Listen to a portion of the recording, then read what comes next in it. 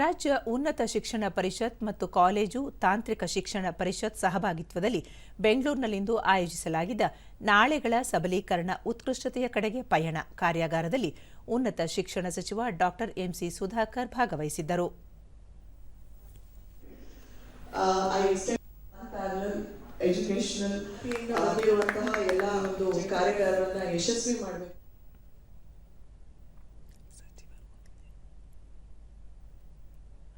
ಬಳಿಕ ಸಚಿವರು ಬಡ ಮಕ್ಕಳ ಭವಿಷ್ಯ ರೂಪಿಸಲು ಉನ್ನತ ಶಿಕ್ಷಣ ಇಲಾಖೆ ಪ್ರಾಮಾಣಿಕ ಪ್ರಯತ್ನ ನಡೆಸುತ್ತಿದೆ.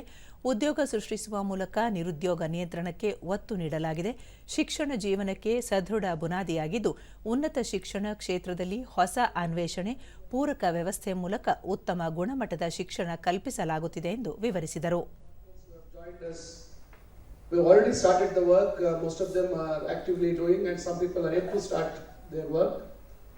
So we have covered various fields.